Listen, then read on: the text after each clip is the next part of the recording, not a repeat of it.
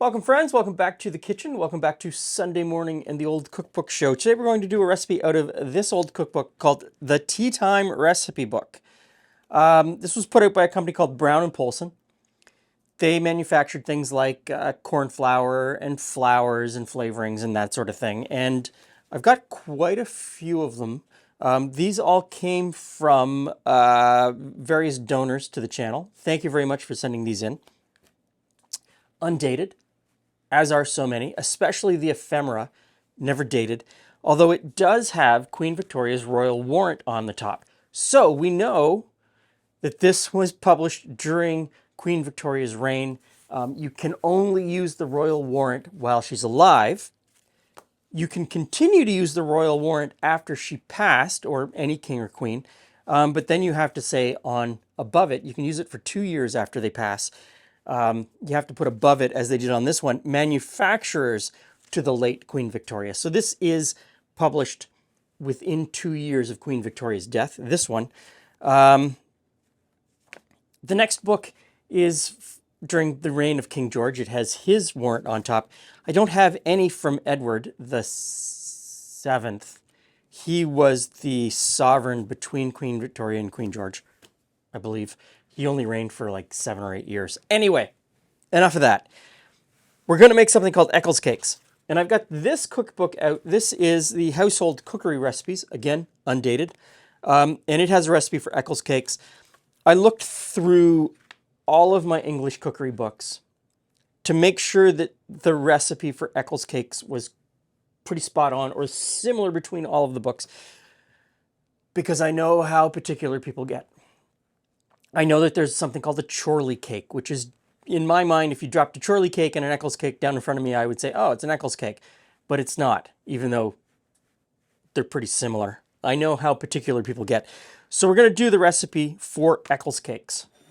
I'm going to use the ingredients from this cookbook, but I'm going to use the method from this cookbook. So I've put the butter in the bottom of this bowl. I'm going to cream the sugar in with the butter. Based on all of the recipes I looked at, there's really no right or wrong way to do this.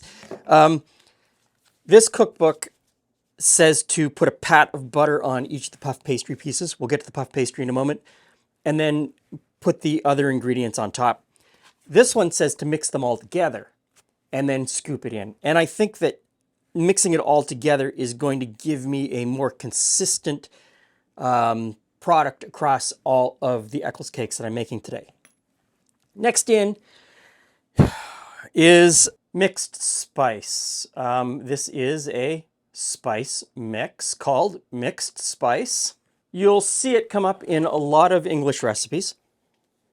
It contains all of the warming spices. If you are American and you live over there, think pumpkin pie spice. This is not dissimilar. It carries a lot of the same components. Although this is heavier using mace. A lot of American pumpkin pie spice doesn't have mace in it anymore. People don't like that flavor. In this cookbook, it doesn't tell you to use mixed spice. It says to use allspice and nutmeg. Allspice is not a mix of spices. Allspice is one spice called allspice. It is Jamaican pepper. Or it can also be called Jamaican pepper. Anyway, so we need half teaspoon of mixed spice. And I'll mix that in with the butter and sugar. Next in, finely chopped candied peel. So in goes the peel. Candied peel, it's in the name, candied peel. It's candied orange peel and lemon peel is what I've got here. Sometimes there's lime peel in there. Sometimes there's grapefruit peel in there. Sometimes there's a bunch of different citrus fruits in it. Sometimes it's dyed electric red or green, but this one is just left its natural color. Which brings us to the currants. And I'm going to take you outside. We're going to go outside into my garden and we're going to look at something. Come on, let's go. Let's go. Okay, so these are grapes. And when a certain type of grape is dried and packaged and used in English baking, it's called a currant. These are currants. They're black currants. Completely different, and they're usually eaten fresh or cooked with fresh. And so my black currants are just about ready. And if you come back in a couple of weeks, there's going to be another recipe where I use the black currants, but they're not the same. Anyway, let's go back inside. Okay, so these are black currants. There's also a red currant and a white currant. They are from the ribes plant. This is a currant, but it is a Corinthian raisin, sometimes packaged as Zante currants or Zante raisins or Corinthian raisins or Corinthian currants. In English cookery books, if you're baking with something with dried fruit, it's just called a currant. Some Scottish cookbooks, however, when they call for currants, they're calling for the fresh. And sometimes in Scottish cookbooks, when they're calling for currants, they're calling for the dried. And you have to know from context which one is which, because English is a horrible language. Borrows from everywhere, all kinds of contractions, lots of ambiguity, lots of vague statements. English is a terrible language, but in this instance, we're using a dried grape, a raisin, called a currant. So in that goes, and we'll mix it together. Okay, so my regular viewers are probably rolling their eyes because they've heard that one before. But it is currant season. I love these things. We will be making like a currant chutney or something in the next couple of weeks. Those are ripe. Okay, now we need to move on to the puff pastry portion. All of the recipes call for either a puff pastry or a short crust pastry. I can't seem to find a definitive answer.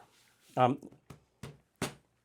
me rephrase that. I find lots of definitive answers of which one should be used, but they're all at odds. Some people say definitely use short crust. Some people say definitely use puff pastry.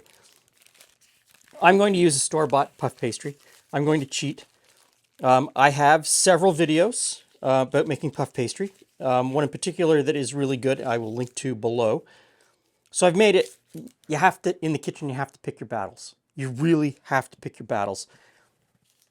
And in this instance, my battle is just to use store-bought. So both recipes tell me to use 6 or 8 ounces of puff pastry. This is 8 ounces of puff pastry. The recipe book that we're working from says to cut it in rounds of 4 to 5 inches across. This is 4.5 inches across. We would get maybe 4 out of that. I'm going to use a much smaller ring just to get a few more. And we're just going to cut out the rounds before we fill them.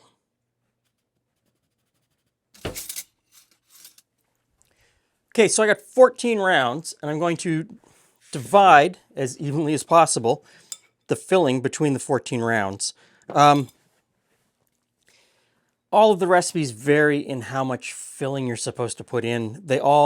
Some say scant, some say fill it. Let's see how this works out.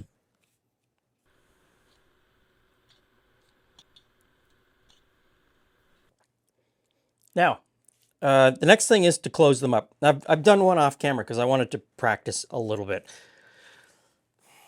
Not something I do every day. And it's one of those things where, you're not going to be doing this every day either. You're going to do this maybe once, you're going to do it twice, and you go, oh, it's really a lot of fun. I really enjoyed those.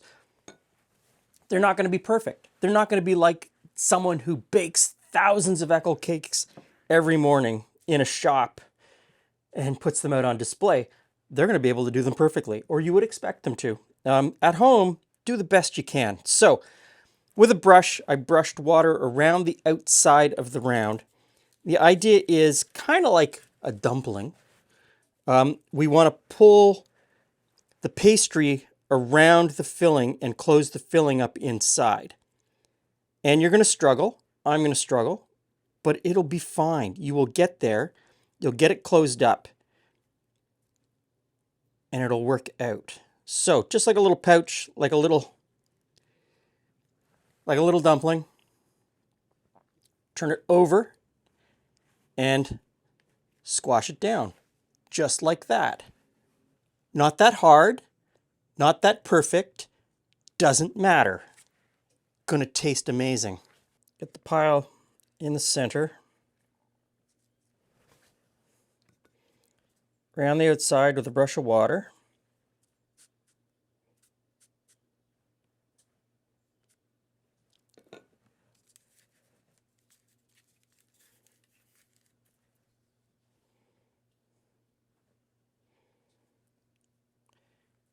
Fold it over, give it a bit of pinch, push it in, bring it up, pinch it together, push the filling back inside, bring it over, just kind of pinch it together, flip it over in your hand, pat it down. Now the next step, there seems to be a divide again. The older cookbook just says to slash 3 or 4 slits in the top and bake them. The newer cookbooks all say to do an egg wash with a little bit of sugar in it and then slash them. So I'm going to do them half and half. Some of them will get an egg wash with a little bit of sugar, and some of them will just get put in the oven. So egg wash, really simple. A little bit of water, an egg.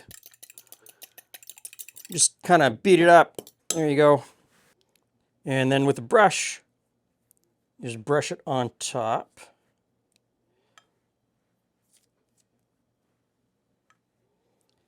Some of these have better shape than the others, but it's the way it is.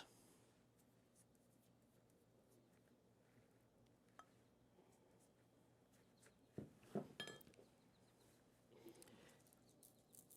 little bit of sugar sprinkled on top.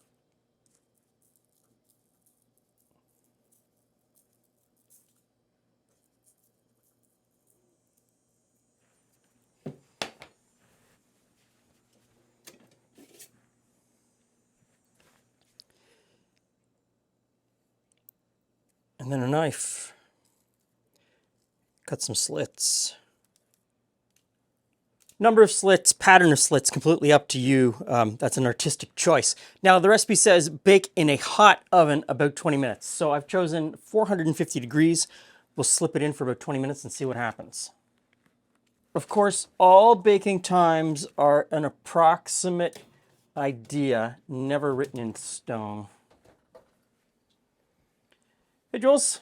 Hey, Glen. Hey, friends. Ooh, what you got here? I just get to... Queen Victoria approves, Oh, good. and they have absolutely nothing to do with Ken Barlow's dog. Okay. I give you Eccles Cakes. Ha-ha. So some of them had an egg wash with some sugar on top. Mm-hmm. Certainly makes a nicer presentation, definitely. But it was not in this recipe. It was in this recipe. Okay. I'm just eating the burnt sugar on the outside. Mm-hmm. It's really good.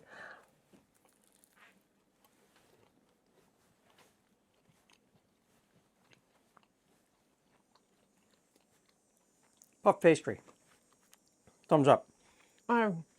Currants. Kind of sweet, but not terribly sweet. Cuts a little bit with the flavor from the peel. That's the citrus from the peel. Yeah. I could just shove these back. There are so many versions of this idea of raisins, currants, peel with some sugar, rolled in some dough, baked up. Be it puff pastry, be it leftover pie dough. It's always a joy. Those are great. There was a point when I was folding them up where I thought to myself, I wish there was a bakery I could just go to and get these. Not easy where we live. I'm sure there is one, but you know, luckily I don't know where it is. They are a little bit of a pain to get the pouches right and flatten them out. They're not beautiful by any stretch of the imagination, but they taste amazing. And if you made them every day, they would get better. I'm kind of like watching the guy making the wontons. Yeah. Oh, that's way back. Oh, that's a long time ago. 2007. If you go back on our channel to 2007, On a trip to Hong Kong. making wontons with a guy in Hong Kong. Anyway, would have been easier to make these parcels had I used the actual 4.5-inch ring. I used a much smaller ring, which didn't give you as much dough to play with. But I don't think That seems rather big. it's rather big. I don't think, then you'd have to share them. Would you? Would you? Probably. And I'm sitting here thinking to myself, Glen wouldn't make it big, like the biggest cookie possible? What? I think that's the perfect size for me. And in your kitchen, make whatever size, whatever size ring you have, really, Yeah, don't stress on it. So these are great. Most of the recipes I have in my collection, English cookbook collection for Eccles Cakes, sort of follow this basic premise. Really easy. Give it a shot. And check out our video about making the puff pastry and then go to the grocery store and Just get some. just get some. Thanks for stopping by. See you again soon.